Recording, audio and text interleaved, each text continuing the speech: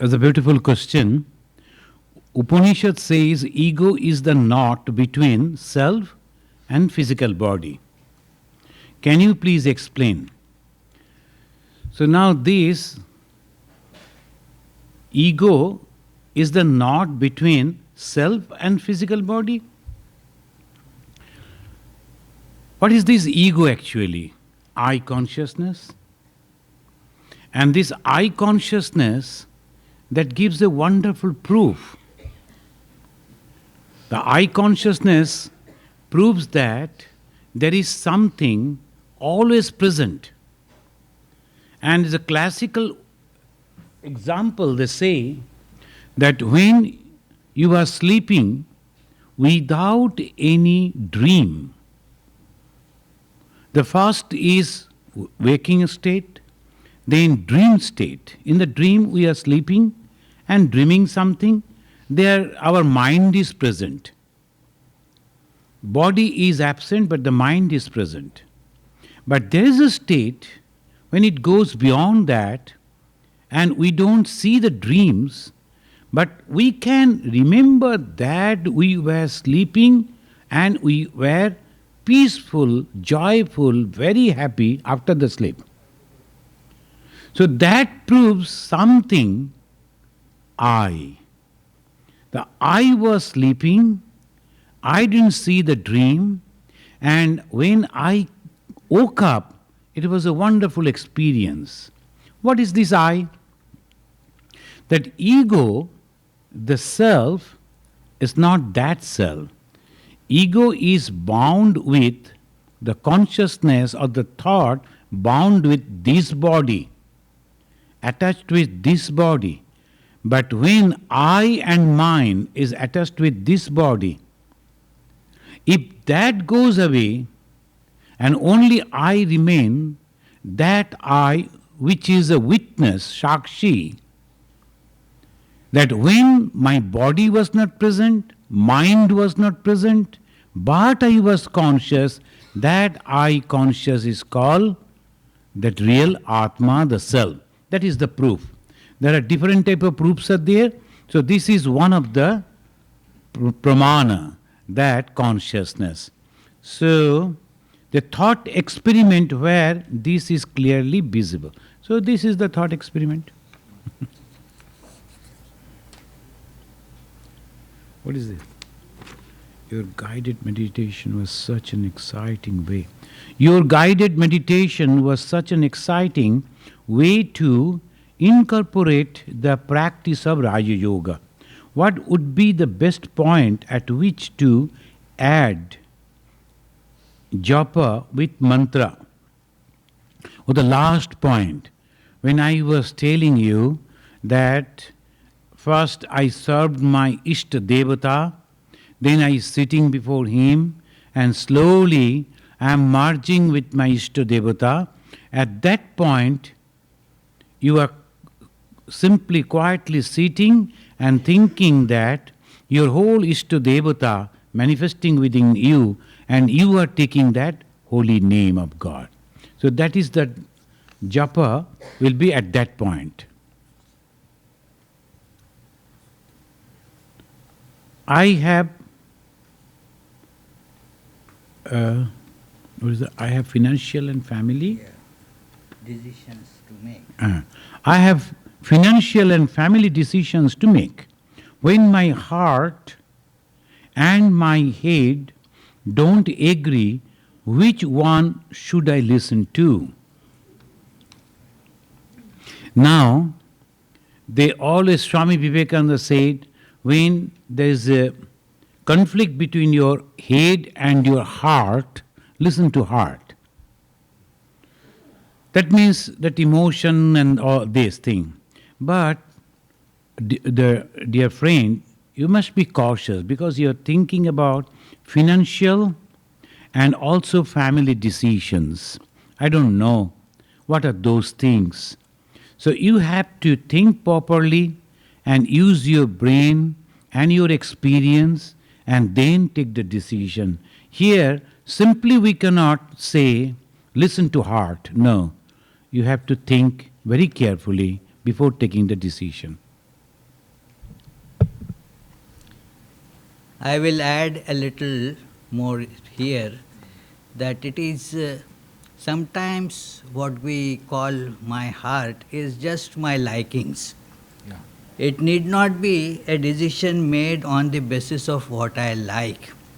Heart means, if it means compassion, if it means the feeling of well-being for everyone, then that is really what you are talking about, heart. Otherwise it is just likes. I like this, I don't like this, and sometimes it gets confused with my heart. It may not be so. So therefore one has to try to rise above these, and then you will see mostly your heart and your head will not have much of a conflict. You will be making decisions according to heart, and then head will tell you how you can succeed in that decision. Maharaj, I want to ask something. Sometimes we have a gut feeling, and that gut feeling doesn't come from our liking. It just comes, and what do you do at that kind of a situation? That's I think, more of a feeling that we are talking about. I don't know, but even the gut feeling can be completely wrong also. Yeah, It is, sometimes you see impending danger from it. well, it is the sixth sense is a different thing, but it is gut feeling. Wait, ponder over it. It is not that because every time the guts don't make right movements, It depends on what you feed the guts. So, This is sort of a confession. I am very selfish. People think I am unselfish, but I just do things to please others or out of habit. Now, do I become unselfish? Oh, how do I become unselfish? Correct. It's a wonderful thing. The moment we understand our weakness, we can change it. So that, as because you have understood that selfishness will take you nowhere except all sufferings. So now if you decide that I should become unselfish, and slowly, steadily, little by little, you can practice it, then you will find that you are really becoming very happy. Thank you. You mentioned there are only handful in America closely associated with Vedanta, but in India the following is huge. Why is the difference? Isn't the message of Ramakrishna ordered the same in both countries? In India, the population you have to see, and secondly, so in America and India, the difference is there we know actually what religion is, and most of the people, to some extent, they know about it. Now here, a person wearing this type of Gerua clad, most of the people, they wonder. I went to Texas, then after getting down, I was waiting because the person who was to receive me was late. A group of people came and they told, "Hey, you have a beautiful hat." So I told, "Yes, it took 10 years to get this hat." You don't know. So that's why. Anyway, so most of the people, they don't have that. And secondly, one young man came running to me in Chicago itself and he told, "Who are you?" You know that we have the habit of joking, but that there, but seeing his eyes, he was serious. I told him, "I am a Hindu monk." Then he said, "Hindu monk? Oh, that means you are Buddhist." I told, "Almost near, very near." "Okay, then you go." So naturally you can understand, so this general knowledge and knowing about. But in India you won't find this. There is always this. So naturally the followers first. Secondly, we have lot of philanthropic work. and we give the personal God there, Sri Ramakrishna. Here we speak very less about Sri Ramakrishna, the personal God. We speak about the principle. So this is the difference. In your view, what is the future of Vedanta societies in America?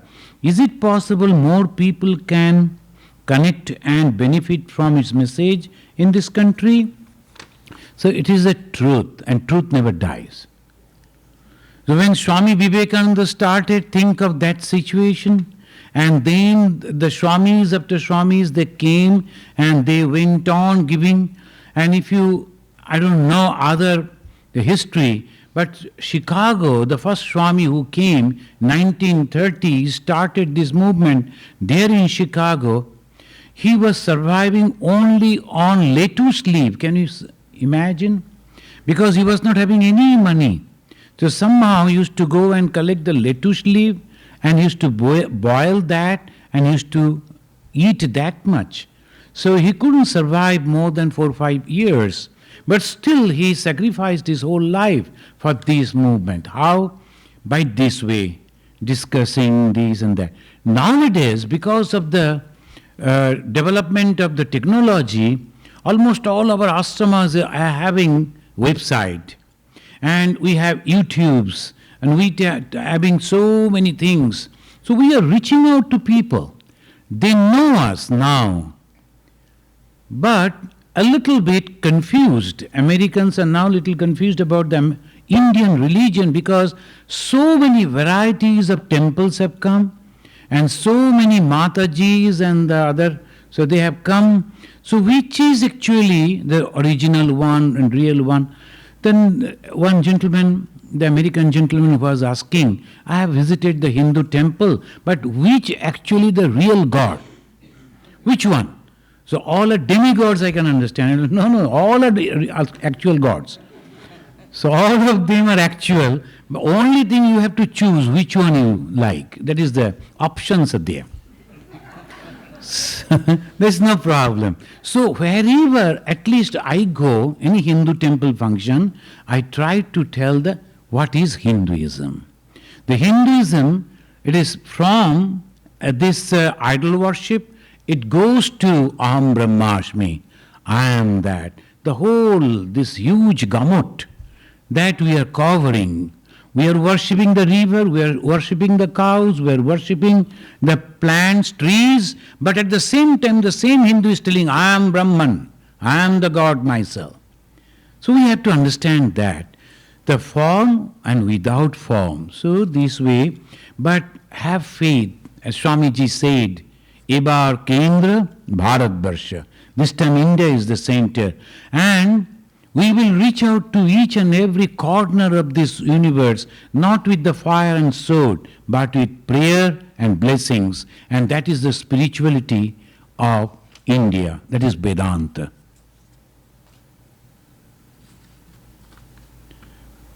Please guide on how to stay unattached to our work and worldly affairs.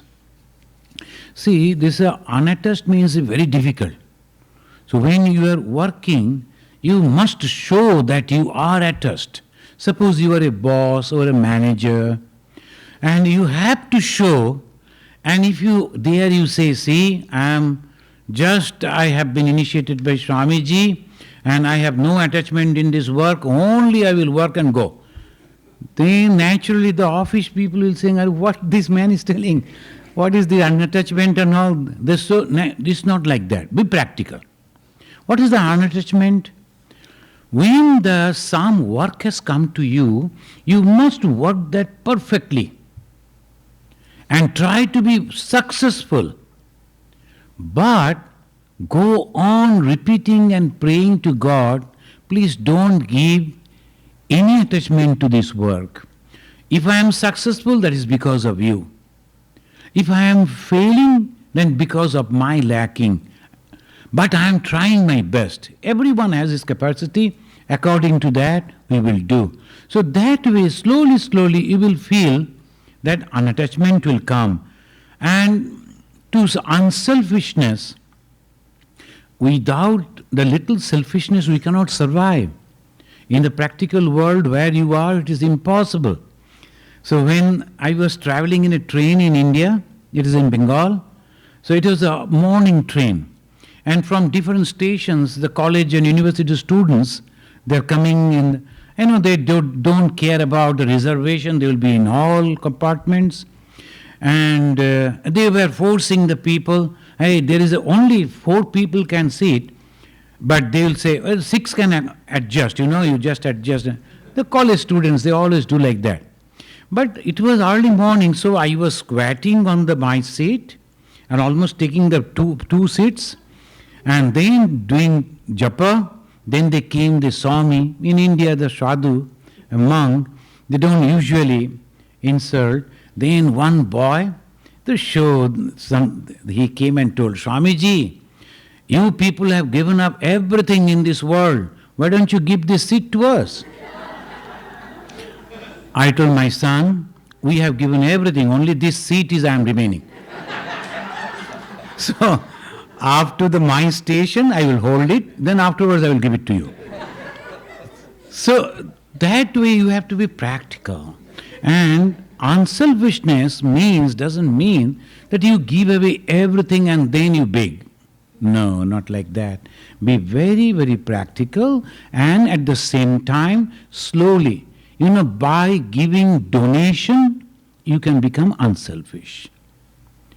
That previously also, that unselfishness is purity. But when you are helping others, you don't know who are the people. You are not expecting anything from them, but still you are coming forward and helping them. And that way, naturally, you are becoming unselfish. And be fearless. Then fearless means the moment you understand that I am not going to die actually, I am going to change my old vehicle. This body is a vehicle. I was driving it, using it, and now that it has become very old, I am going to change it. So fearlessness. The Atman is eternal. It is continuing. So that if you are thinking, then you are fearless. It doesn't mean that you have to go and have some bullets when something wrong is going on, or you go and, no, I am fearless. No, not like that. So you have to be very, very intelligent in that way. Stop comparing oneself with others. This is very important. When the moment we compare, we get that what's called pinch and all the suffering. But we have to compare. With whom? With the success people. They are successful people. Why I cannot? And when I compare with whom? I see the Swami meditating for 4 hours. Then I say, why I can't? I'm not jealous. But I learn from him. So that is good. Suppose you are a computer person, and naturally, so why they can do so many wonderful things, they are creating software engineers, I will also do. I must read. Then you go, study, read, and then you make the progress. Confidence comes. And that confidence actually gives, no ego, confidence. Then always I say, the egoistic person say, I only can do. But the self-confident person says, I too can do. So that will come, but practice, practice and practice. Obhyasena tu kaunteya, vairagyena cha grihate. So these are the two. Practice and at the same time sticking to your ideology. Just a little comment about attachment and unattachment. I remember here one lecture given by Swami Atmajnananandaji from Washington DC, and he deliberately had given this topic, this title, Be Attached. Because many times this idea of be unattached gets a very wrong connotation. That means I won't put my soul in anything, yeah. I will do work in a haphazard fashion, I will not think of anything deeply because of the fear that I will get attached. So that is not what is actually meant by the word become unattached. It is one good example is like switch, when you have the capacity to put it on and switch it off. No, either way you can do it. So when it is switched on, then the lights are on. But then if there is no capacity, if there is a glue put there, then it will remain on all the time. When you do not want it, still it will remain on. But then that is not what it should be. Then it is no switch at all. So when we want to switch it off, there should be the capability. So we should be able to attach and detach at will. There is a beautiful lecture by Swami Vivekananda, Work and Its Secret, given in Pasadena, California. And this second or third paragraph of this says this, that be free. Whenever you want to be attached, retain the power of detachment. We get caught, and that is the problem. But the solution is not to be indifferent and indolent, not get involved in any work, then the life is useless. It is learned to be fully dedicated, attached, and yet retain the power of being detached. So this is the idea, and the great the way that we can do it is what he was telling earlier. Remember impermanence. Things are impermanent. Once you know that it is impermanent, you cannot get attached to it. You will use it. You will do all justice to it. For example, he flew from Chicago. He sat on a seat, but he knew that it is only for 2-3 hours. Did he get attached to the seat? Oh, my dear seat. He never said like that. In fact, he was waiting how quickly, because I was calling, that I am here to receive you. So it is like that, But that doesn't mean if he would sit on some other seat. He knew what seat he is to sit on, and he would be occupying it, doing, justice to it, will not be spoiling it, all that. But knowing that it is temporary. So if we learn that our relations in the world, our involvements in everything, how is it? Come on, how is it? Temporary. Then is it possible for you to get attached? No. This is another question, Maharaj. Why do I ask question about life? This is a beautiful question. It is question about why I question. Why do I ask question about life, I, universe? Life, Nature, universe. Life, nature. Oh, life, nature, universe. What is that force which keeps on generating question in my mind about self, etc.? Is that ego, mind, self? So this is a wonderful question.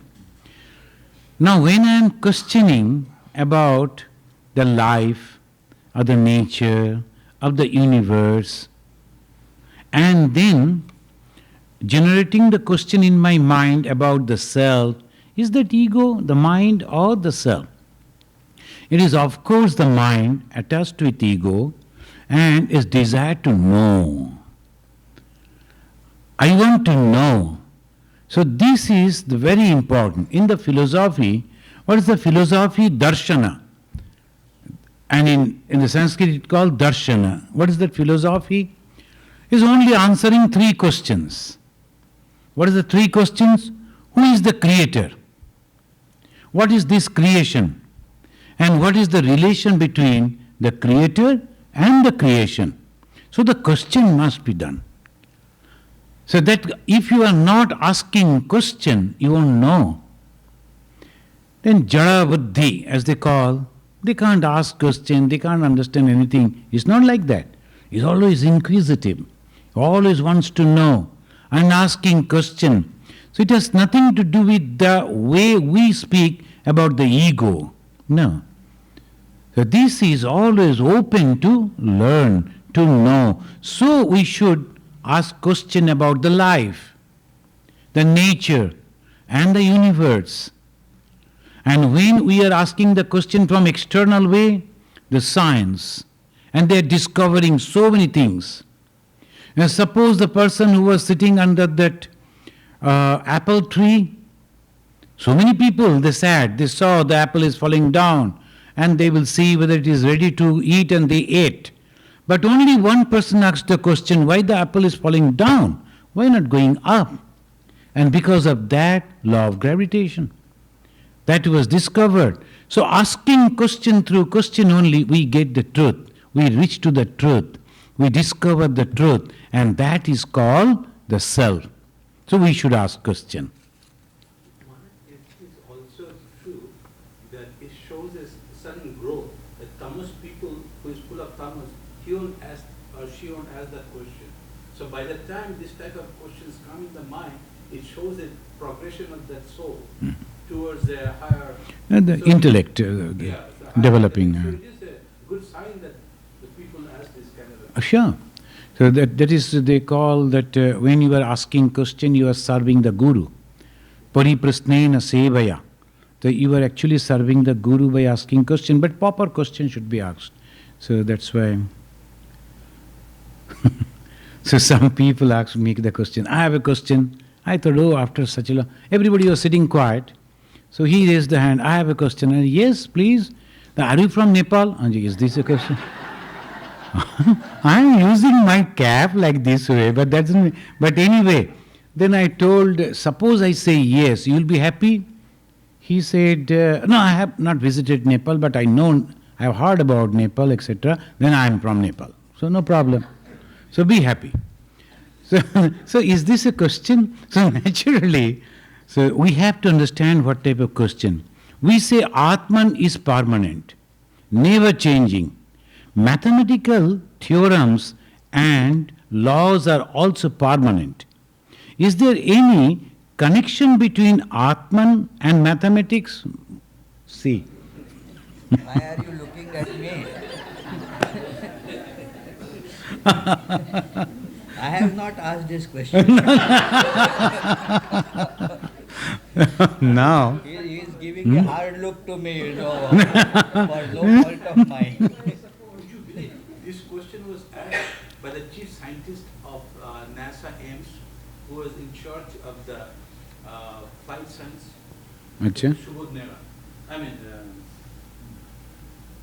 this is the question, is that if I follow Vedanta, would I be a better mathematician? I think Sure. I can. Yeah, because Vedanta gives the self-confidence. And naturally, that will. And not only that, by following Vedanta, you can become a perfect man, better person. At the same time, if you just think that subtle line, always, what is that subtle line?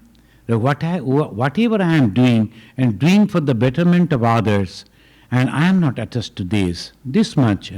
And about these questions of permanency, so the mathematical, these theorems, and all these that we see are in the nature, and it's also permanent, but not as permanent as the Atman. The Atman is the basis on which everything is there. Do you think, as Swami Vivekananda is mentioning, if people they forget the law of gravitation, and law of gravitation will be lost, there will be no law of gravitation, it will be there. And when it was not discovered, it was there. And sometimes in a subtle way when it has not been discovered, and sometimes in a manifested way when it has been discovered. But Atman is the basis on which all these things are remaining. And accordingly, these mathematical theorems are also permanent, but not comparing with the Atman, which is never changing and never say that it is not there, it is always there, every moment it is there, and all other things are depending on this permanency of Atman. Are there certain laws that would be true in any universe? Pardon? Well, what is it? Are there any laws that would be true in any universe? I couldn't get you. Okay. Mhm. The question is that he was asking that since there are multiple universes mathematically that are parallel universe, he says these laws are equally applicable to all universes, our universe or parallel universe. Depends on the domain on which they get defined, you know. It is, you make those laws assuming certain things, and then as long as those assumptions are valid in the universe, in an ideal universe, let me say, where we assume that those laws will be valid, then that is by, those laws will be valid only in that universe. When you go beyond that, again you have to investigate whether they are applicable there or not. That is why he was telling again and again that permanence of Atman is beyond time and space permanence. We are using this word permanence, that also is really not the correct thing. There is no word to describe it. But it is limitation of language, that's it. Otherwise, the permanence of the laws of mathematics, that is not really permanence at all. You shift the domain and those laws will fall apart. Also, there is no basis, to those laws. Laws of mathematics, they depend on certain assumptions of logic, and those assumptions again can never be proved. So therefore, it is not that the laws of mathematics are permanent. In certain frame of time and space, as he was telling, in nature, they appear to be permanent, the nature that we are acquainted with, that's all. Like if we are in dream, certain the connections in the dream will make perfect sense in the dream. When you come out of the dream, it won't make any sense. So the laws in dream are different than the laws in the waking state. So it's like that. Swamiji, now Atman is the basis of nature, right? So the laws of nature, can we say is the law of Atman, or Atman, the way past unfolds itself into present and future, that law is Atman. I think you are, I think you are putting the cart before the horse. You are, it is, see, the ocean and the wave is an expression of ocean.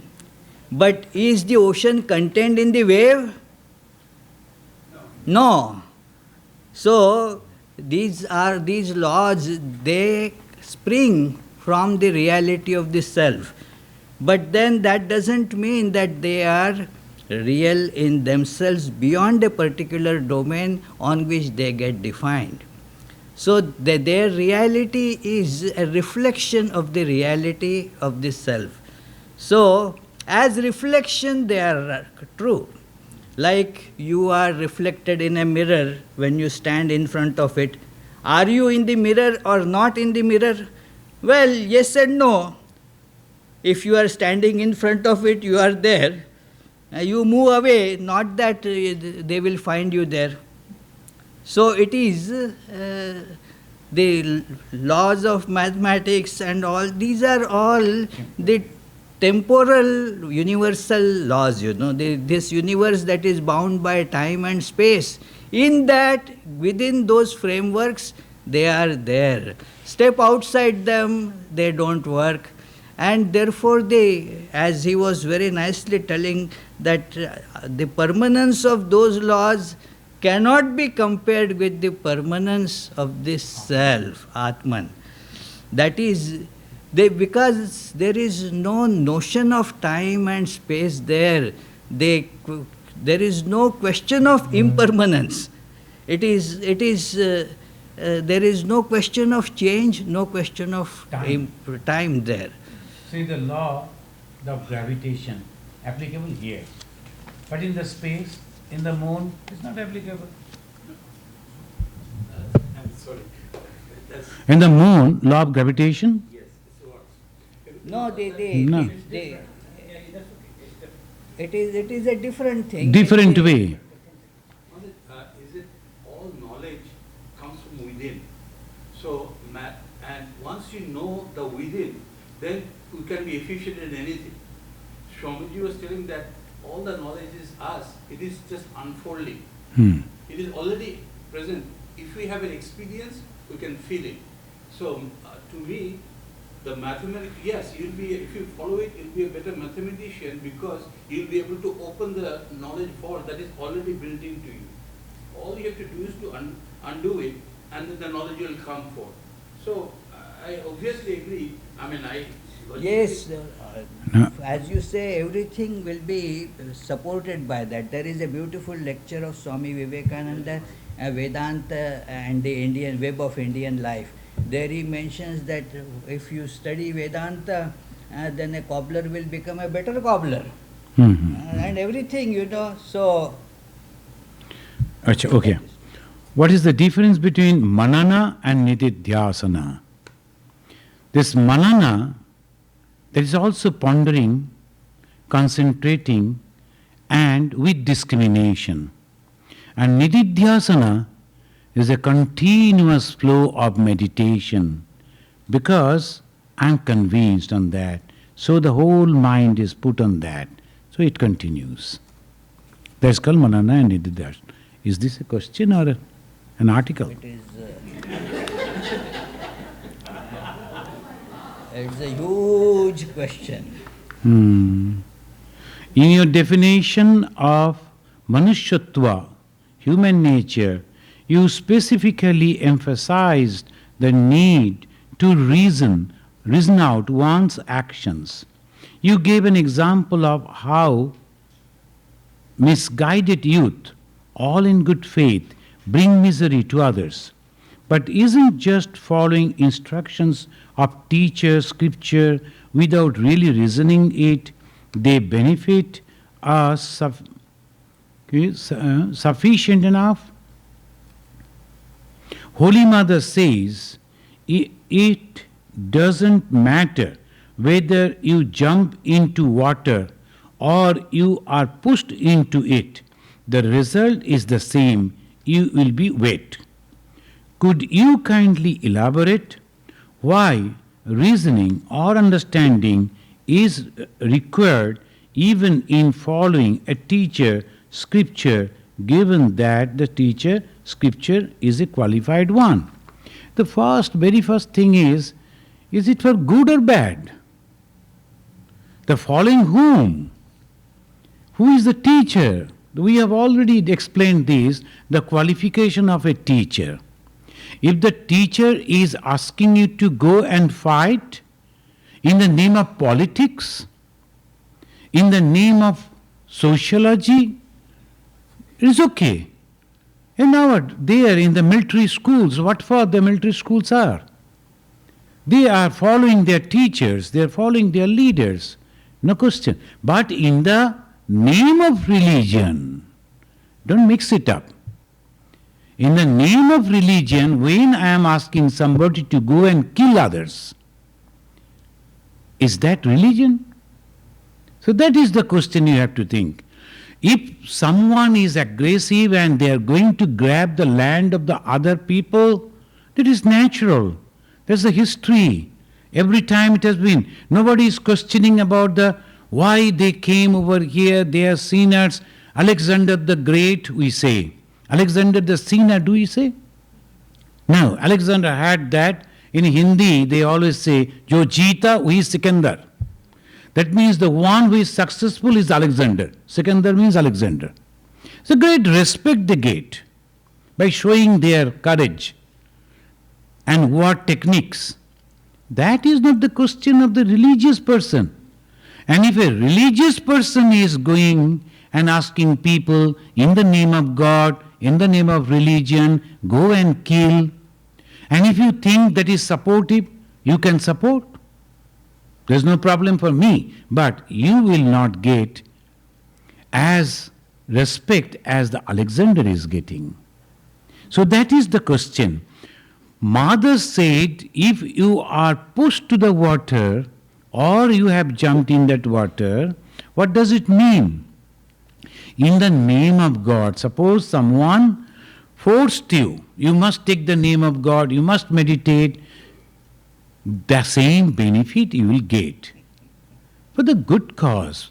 Suppose your children, they are playing and not concentrating on their study, and you are forcing them. The benefit the children is getting. The children are getting the benefit because you force them. You must study, you must concentrate, you must do this. So slowly, the good benefit they are getting. But if you say, no, as because I was not interested, you will be illiterate all through your life. So that is the question. I think it should not be mixed up. Let me tell here one anecdote, quite famous in the annals of our Swamis in Ramakrishna Mission. That once Swami Vivekananda was speaking to many monks and other the brahmacharis, monastics, and he asked this question: suppose you get a vision of Sri Ramakrishna. You see Sri Ramakrishna and he is telling you to do something that is against the ideal, go and have sex. Then what will you do? What will you do? You will say Sri Ramakrishna is saying, and so I must, you say, renounce, give up my ideal and do what Sri Ramakrishna has told me to do. Should I follow Sri Ramakrishna? What will you do then? Will you follow Sri Ramakrishna? Read the book of Vivek Brahman. What will you do? And at Swami Sadananda, he said that I will tell myself then, it is not Sri Ramakrishna that is telling me this. Sri Ramakrishna, the embodiment of renunciation, embodiment of purity. How can he ever tell me such a thing? It is a devil that is coming up in my mind in the form of Sri Ramakrishna that is telling me that. And that is why reasoning, understanding has so much role to play, because our mind can deceive us that this is what Sri Ramakrishna is telling, this is what Bhagavad Gita is telling. And this has happened, I gave many examples like why that addictive thing, bhang, what is it called in English? Hashish, marijuana. So that is, we take it there in the name of Shiva, that Shiva is, now why Shiva should be addicted? But we want to take it, and we find a scriptural mention in that Shiva Mahimna Stotra. It says, Bhuvana Bhaya Bhanga Vyasaninaha. So it is actually Bhuvana Bhaya Bhanga, that Vyasaninaha. So that is his addiction, to remove the fear of the world. But then they break it here, Bhuvana Bhaya and Bhanga Vyasaninaha. So the one who is addicted to, so that is how we should be concerned about these things. So therefore, thinking is very important. Yeah. The Bhagavad Gita is the war in the name of religion or politics? Bhagavad Gita? The war, Swami Ishakmanandaji said that you don't fight in the name of religion. So it was basically on political issues, I guess. It was the basis of, on the basis of conscience, one's own duty and so forth. Yeah. As the Swami was telling, the one Swami was very fond of tea, and the tea is known as cha. The nacha yuktasya bhavana in Bhagavad Gita. Then when someone will come, hey, why you are drinking so much of tea? In the Gita, Sri Krishna himself said, na cha yuktasya bhavana. So unless you drink tea, you won't get the thinking. So tea. So people can always make this thing. You know that Sri Ramakrishna told, taka mati, mati taka. That is that earth and the money are like same. There's renunciation. Now some people are telling, he was so correct. If you have a plot of land, you are rich. If you explain in this way, okay, we have nothing to say anything. It was a beautiful discourse today, and pranam, and thank you. I thank you also. It is a big book, many verses. What was your approach today in presently only a selection? Yes. Actually, following today's discussion, if I want to continue self-study of this book, what would be your suggestion? How best to continue? This is a good question. See, this is Vivek Chudamani is a wonderful book. And if you can, now so many books are available, and if you read that books, I think in the books here also, you can just now purchase that Madhavananda Ji's. Finished? Oh, good. So, see, word for word meaning is there. And the rhythm of the sloka is so wonderful. Not that all the slokas you have to read, but few slokas which are inspiring, if you can read and remember, that will be all right. So that way, durlabham traye me vaita. Three things are very, very rare. And that is manushyatva, mumukshutva, mahapurusha samasraya. Suppose you remember every time, I am a human being. I am naturally much higher than many, many other beings. So that way you can save yourself from doing many little things. That's very good. Thank you very much. Please continue. If you are living here nearby, you can contact this Swami, or we are available on our emails and the telephones. Anytime you can contact. Please feel free. We are here only for this, to serve you, to encourage you, and both of us, all of us together, we should go towards Godhead. Many people, they're dragging the humanity and making them to live like a beast. But there are very chosen few who are constantly trying to go towards light. Let us travel towards light. Thank you. When is it okay to speak up when you are surrounded by social, family, politics? See, when you are in a society, you have to behave according to the situation. Otherwise, it will be very difficult. So that's why Bhagavan Sri Ramakrishna and sometimes Mother, Ma Saradamani Devi also said, you have to behave accordingly, according to the situation, according to the person. So, jar sange jamon, tar sange tamon. And when a person is very difficult man, difficult person, you have to handle in that way also. So, you have to judge your mind, apply your mind, and then you have to work accordingly. Suppose in the family you are surrounded by many other things, creating problem for you, then you have to hiss, as Sri Ramakrishna again teaching. So, sannyasins dharma, sannyasins practices religion, and the householders are little different. So for us there is something, and for the householders it is not. Like the Buddhism, they said, ahimsa for everyone. Jainism went one step further, ahimsa, and so much so, is it possible for the ordinary people to follow? No. That is only for the chosen few, some people who can practice that. For the ordinary people, it is not. When you are surrounded by some corrupted people creating problem. You must show your strong desire. No, I can also go against you. That's what Sri Ramakrishna is telling. You must hiss. And there's a story, you can read that. You must hiss, show your that power, but you should not bite, you should not do harm.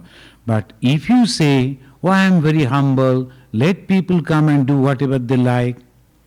No. So one question was, our Kripamayananda ji came and he was talking about Pauhari Baba and all this. Then one person told, just suppose a thief has come, a burglar has entered into my house, so what shall I do? Then Kripamayananda told, you must worship him by calling 911. See, that burglar, if you go like that person, and our Pauhari Baba is a very famous known ascetic. He was not having anything. And he never bothered about those things also. But as a householder, I need to keep my house safe. And in Manu Samhita, they said, if you see the Atatai, there are 6 qualities of Atatai. Who is coming to kill you, who is grabbing your daughter and wife, or taking away your property and money, like this. 6 type of things that they are trying to harm you, Atatai. And Manu Maharaj, he said, simply kill him, that man, without thinking about anything. The moment you see he is approaching, kill him. So that is the dharma of the householders. Manu Samhita. And now, Put it in the context, no? Don't. Otherwise, he may take it literally. don't take it literally.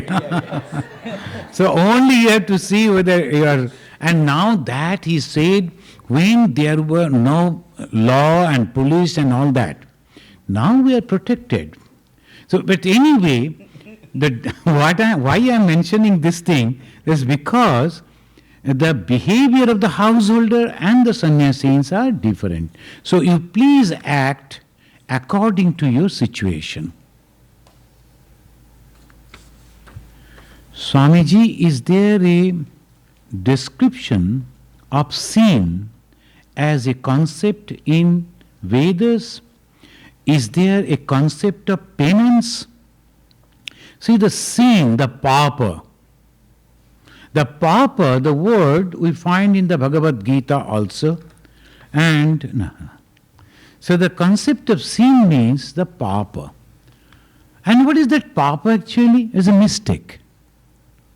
So that's why moha, in the Sanskrit, the hardest word they use, and that's why they call it the Deva Bhasa, the language that has been used by the gods. And the hardest, the word that they use, but mudha. Mudha means you can't think properly. You cannot judge properly. He's a fool. So that much, the mudha. So mudha jahihi, dhanagama tishna means, etc., etc. But the sin means, committing sin means mistakes. But the same conception that the Christianity is having, it is absent in Hinduism. And afterwards, they introduce something almost like the Christian, the sin, the hell, the punishment, and all those things, to make ordinary people sober. So unless and until you are showing them the fear, then they won't maintain the rules and regulation. As the child, and the father and the mother, both, if they are very much close to the child, it's difficult to control the child. So in those days, in our time, the father used to take the position of a father, very strong, and the child is afraid of father all the time. And mother used to tell, let father come back, I will tell that you have done this. And that way they are controlling. The sin conception is almost like that, because our desire is so tempting. So there is something to be feared. If you are doing it, you are going to be punished. So that way. But again I am telling, the conception of sin, and that is there in the Christianity and in Hinduism are different. In Hindus they say mistake. I have done a mistake. That's why Swami Vivekananda is telling, the cows never tell lies, and the wall never steal. But the cows remain cows all forever. The wall remains that. But the human being telling lies, they're stealing, but they have the capacity to rectify. I'm sorry, I did the mistake. From now onwards, I won't do it. So if you go, and that is called penance. Now what is the penance? All the senses asking me to react, but I am telling no, I won't do that. So I heard somebody is criticizing me, I am angry. But I must say to my mind, no, I won't react. I will wait and I will see that it is the work of God. So I must control my mind. That is called penance. So the conception of penance means controlling your all these emotions. Again, the Swamiji is telling, the controlling the horse, that is the power. You are just beating the horse and running, anyone can do, but controlling the horse. And there is I don't know whether in this country they play or not. In our country they always have that game. And that is the only game, when you are last, you are actually getting the first prize. You know what is that? Slow cycle race. Yeah, musical chairs also. The slow cycle means you have to control your bike in such a way that you are not falling down, but you are reaching to the point last. All should go when you are last, you are treated as fast. So like that, penance means when you are controlling, you are selected as the best. Oh, two more. But would that be the same thing as the karma phal, or in Hinduism instead of Yeah. sin, and in Christianity, as you sow, so shall you reap? That's same. This is the karma phala when you are repenting, when you are restraining, and when you are doing this penance and doing good work, then that karma phala, whatever bad karma we have done, it reduces, slowly washed off. That is also there. Another instruction from Ishtanandaji, I read the red part of the Bible, which only describes in red letters the words of Christ. And I followed it. Christ has never used the word sin. No, that The is sin true. is only in the... Christ has never used the word Yes, sin. So it is a kind of a misnomer that... No. Afterwards, you have to think about Old the... Testament sin is there. No, you have to understand the situation. And in which the people and the place, that time people were so rough and no civilization. To control them, this is also necessary.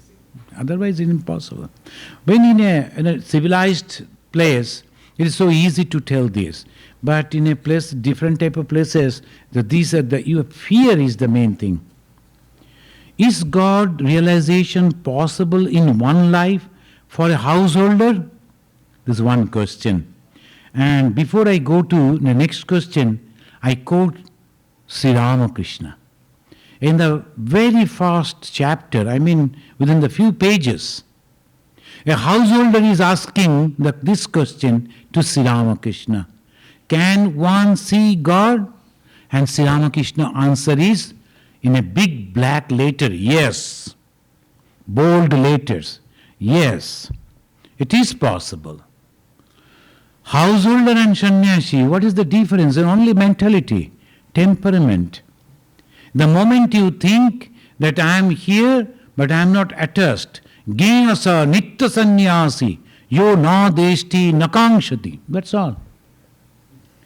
He is a sannyasi, he is a monk, not dveshti.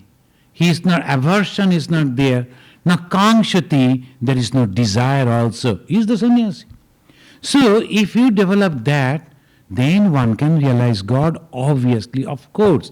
And this is not my words, the words of Bhagavan Sri Ramakrishna, and it is there in the Gospel. But you have to be sincere. You have to cry to God. Please, please, please, all alone, without anybody's presence, if you can cry, then the God's grace will come, guidance will come. How about the influence of his past life karmas? Whatever the past life karma, it doesn't matter. If you are really sincere and praying to God, He is our Father, He is our Mother.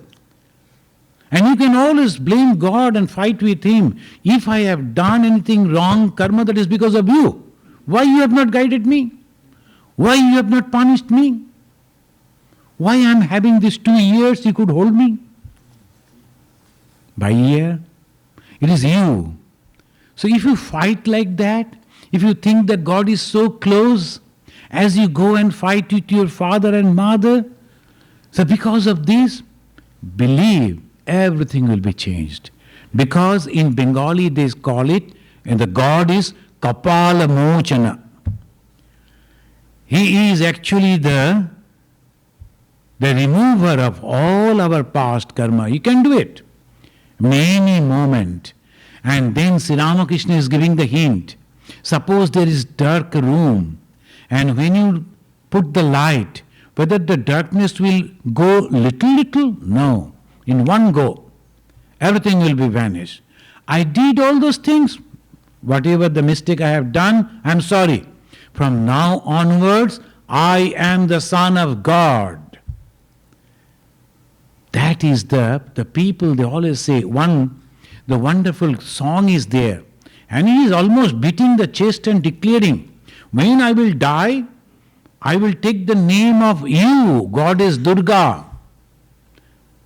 And I will see that you are coming me and taking to heaven to you. Because you are bound by your word. You have given the word. If anyone can take my name at the time of death, I will save. So I am going to do that. At the right moment of my death, I am going to repeat the name. So this is the conviction. So that is called like a dacoit. You have to go and pounce on God and take out all His blessings. You must have to give. Why you should not give? So this is why. Is realization possible only by practice, or you need God's grace? Both. Yame vaishe brinute tena labhya. In the Upanishad it says, the Atmans, that is the grace. You know, the practice, I like to see it and practice, that is also by the grace of God. Otherwise, I can never think of sitting and remembering God. This is very difficult. Today you are sitting here for the whole day. Do you think just because you are thinking like that, just because we are here like that? No. It is also the God's grace that we have come, we are sitting, we are hearing, even the 1% of it. It goes down deep to our heart and change our attitude. That is sufficient. That's also God's grace. The last sloka of the Bhagavad Gita, the 700th sloka, the last sloka. And there it says, when there is Krishna, and with all his miraculous power as God, Yatra Yogeshwara Krishna, Yogi Ishvara, Yogeshwara, Yatra Yogeshwara Krishna, and then Yatra Partha Dhanuddhara. The Partha means the person with all his effort. You must give, you must give. Cry, cry and cry, and that's why Jesus Christ is telling, knock the door, it will be open unto you. So if you can explain in this way, knock the door, it will be open unto you. Because there inside, behind that door is my Father. Why should I have to wait and hesitate? Can I come? Just go and bang, open it. This is also my room, my house. Being my Father, your property is my property too. You have to accept me. So, self-realization is possible with both ways. When you are banging the door, that is your effort, and crying, please, Father, outside is so dark, I am afraid, it's so cold, I am shivering, please open, please don't be angry with me. That is the prayer. What is prayer? Telling all the words that we really like to say, and then the God's grace will come by opening the door. Is God realization same as liberation? Yeah. So see, this is also God realization and liberation, two paths. When the conception of God is there, the God is different, I am different. And the self-realization means I am the Atman. So one is the path of devotion, another path of realization means knowledge. Approaches only different. The thinking only different. Otherwise it is all the same. But they say, suppose you go to God, the Gyanis, they will say, unless and until you realize self, there is a difficulty, there is a fear, that again you will go down and go back to the karma. So that is all philosophical differences. But self-realization for those who can discriminate, who are strong-minded, they don't bother about the God's help, I will do it, they for them. But very difficult path. In the Bhagavad Gita also says, Sri Ramakrishna also says, very difficult. But if you think that there is my mother, there is my father, they are waiting over there, and I go and simply pray. See, our mother, Ma Sharadamani Devi, she promised, when you are in distress, please remember that I, your mother, is here. Just call me. When you are in distress, where you are happy, and if you have forgotten me, I will wait. The goddess Devi Ma is telling, I will wait, my child, I will wait. Only have the faith. My mother is there. All my weaknesses, all my desires, all my prayers, I can go and tell my mother, please give me this. One person came and he was standing, Sri Ramakrishna saw, noticed, and told, everybody is asking so many things. Why you are quiet? Why you are not asking anything? Sir, I am ashamed because my prayer is a different thing. All they are asking for the blessings of God and spiritual upliftment. Then what do you want? I want to be rich. I want to get lot of money so that the whole society will accept me. Sri Ramakrishna blessed him also. And he said, that will be. And in the Chandi, if you read that Chandi, there are also two persons. One is a king, another is a businessman. And they are same way, they are worshipping Durga. And the mother goddess, the Durga, has appeared and asked, what do you want? Then that businessman told, enough of this life. Please give me mukti. I like to go to you. Okay. And the king was thinking, no, I should go back. Fight with my enemies, and those who have betrayed, I must punish them, and I want to become a big king. He became.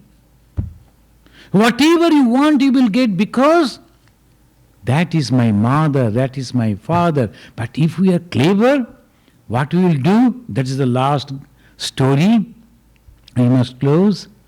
The two sons, they were sitting with the mother. Mother is goddess Durga. And sons are, one is Kartikeya, another is Ganesha.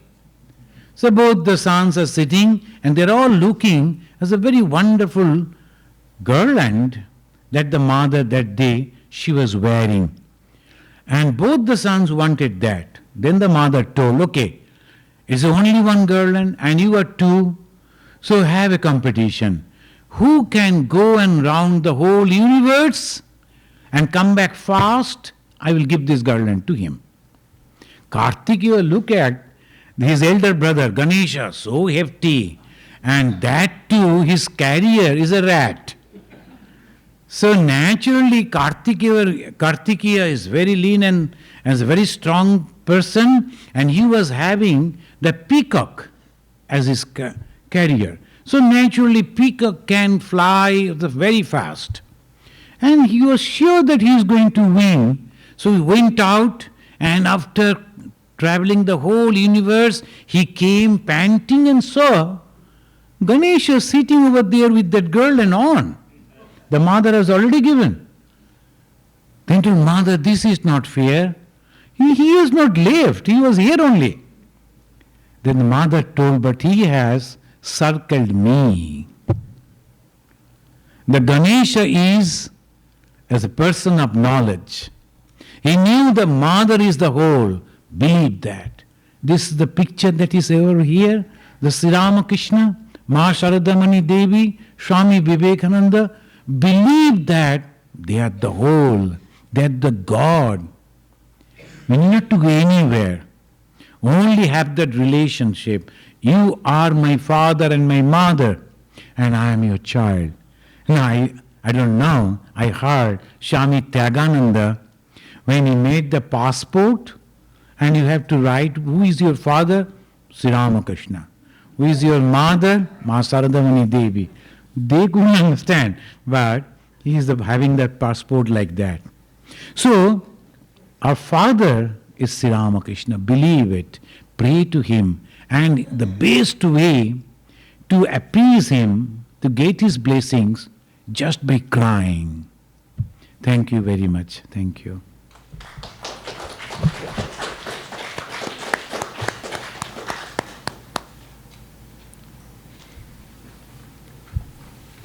What a blessed privilege we had today with this very beautifully delivered, inspiringly presented retreat on this great text of Shankaracharya, difficult as such to study and understand. So, but somebody like him explains, then the things become clearer. So, he did a great service to us. He actually should have stayed longer, I feel, but there are others, that he has to go and serve. So we will await his next trip. But we are all really very, very grateful to you, Swamiji, and it is, we hope that next time you will visit us for a longer time. Yeah. And so you see, he said yes. Remember. And that time I will learn how to drink tea with chili.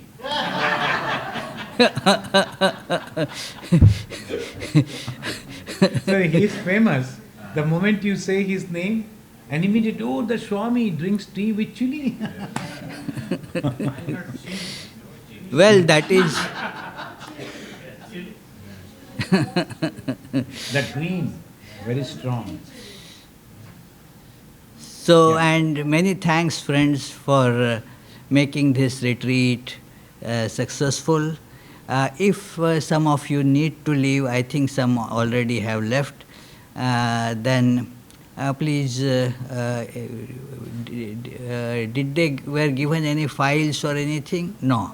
So, whatever you were given, please take with you. Of course, the knowledge that you have to take with you. Many times people forget, I told somebody, this is like this.